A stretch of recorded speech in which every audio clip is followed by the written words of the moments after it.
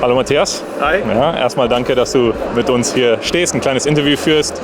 Wutke ist ja eines unserer Lieblinge von unseren Kunden und es ist auch schön, einfach nur dich auch hier an unserem Stand zu haben. Ich denke, für die, die es nicht wissen, okay, wer du bist, wissen wir schon, aber was machst du bei Wutke und wie spielt Wutke mit uns zusammen?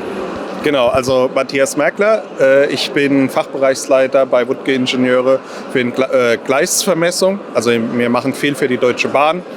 Und wir sind ein mittelständisches Vermessungsbüro, ansässig in Chemnitz, Hauptstandort, und mein Standort hier in Frankfurt. Also Gleisvermessung ist ja immer ein sehr spannendes Thema, auch für uns mit mobilen Scannung, mit Scannen.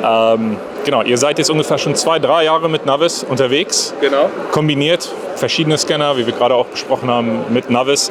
Kannst du so ein bisschen einen Einblick geben, auf einfach nur, was ihr kombiniert, was ihr scannt mit Navis, so wie wir auch gerade geredet haben, einfach nur über die Best Practices und so. Ja, genau, also wir nutzen den VLX 1 und 3, hauptsächlich bei der Bahnvermessung jetzt für zum Beispiel Bahnsteigvermessung, für die Topografie, für die Infrastruktur auf dem Bahnsteig, kombinieren das dann auch mit RTC und anderen Systemen für die Topografie, aber zum Beispiel für Vermessung von den Gebäuden, also für die Bahngebäude, Bahnhöfe und so weiter, nutzen wir 4 VLX vom Keller bis zum Dach. Ausgezeichnet. Und ja, wir haben uns ja ein bisschen davor unterhalten und da hast du mir einen super Fakt genannt, dass unsere Scanner sehr oft bei euch gebraucht werden, fast 50 Wochen im Jahr. Also das ist ja super zu hören. Habt ihr noch andere Projekte, die ihr auch auf die VLXer einsetzt? Oder? Ja, wir machen auch viel abseits von der Bahnvermessung für Infrastruktur oder auch für Hallen zum Beispiel, also Autostores, Lagerhallen, solche Dinge. Sehr gut, ja. Und ein bisschen so ins Romantische zu gehen, seitdem ihr den VLX habt, seitdem ihr mit Navis arbeitet, was hat sich verleichtert? Hoffentlich vieles. Ja. Und wenn ja, dann was? Ja, wir sind auf jeden Fall wesentlich schneller mit dem VLX. Das ist ein großer Vorteil. Also einfach draufsetzen, Bahnsteig hochlaufen, runterlaufen, andere Bahnsteighälfte hoch und runter. Dann hat man quasi schon alles erfasst, inklusive den Dächern, die ganzen Einbauten, die da am Bahnsteig sind, Foodcore, Bänke und sowas. Und klar, das System ist schnell, ist einfach. Wir können mit dem Dreier sogar mittlerweile die Bahnsteigkanten von der anderen Seite mit erfassen. Das ist ganz cool. Und für die anderen Dinge, die jetzt außerhalb vom Bahnsteig sind, Topografie und so, nutzen wir dann halt andere Systeme. Also wir kombinieren das immer mit dem Ziel, dass wir meistens die Punktwolke für eine BIM-Modellierung nutzen. Wenn du jetzt einen Wunsch hättest, wenn du einen Zauberstab hättest, den wählen könntest, was hättest du gerne oder von was würdest du mehr sehen wollen von uns? Ja. Also ich fände tatsächlich einen stationären Scanner von Navis, fände ich richtig geil.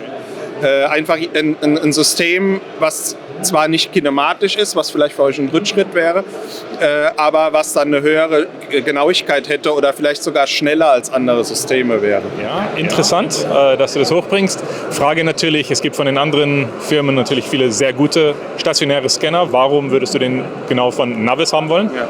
Naja, weil ich dann natürlich in der Ivion-Welt bleiben kann dort die Punktwolken genauso dann, so wäre meine Idee, verarbeiten wie eine kinematische Punktwolke und könnte quasi die Vorteile beider Welten in einer Software kombinieren mit einem Export, was wir ja ganz oft machen für Recap oder so, für die BIM-Modellierung aus Ivion raus.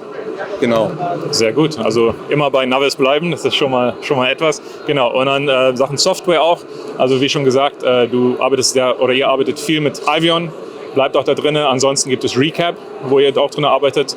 Was ist so euer typischer Workflow, wenn wir das mal nennen können? Ja, genau. So klar, draußen scannen, Daten hochladen, prozessieren lassen, was auch super cool ist, weil ich quasi über Nacht die Daten hochlade, prozessieren lasse und am nächsten Tag weiß ich schon, was passt oder wo passt es vielleicht mal nicht, wo muss ich nochmal nachscannen.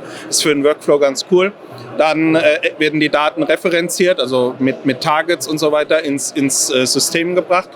Dann Export, Recap für BIM-Modellierung in Revit oder sowas. Genau. Das ist so unser meistgenutzter Workflow.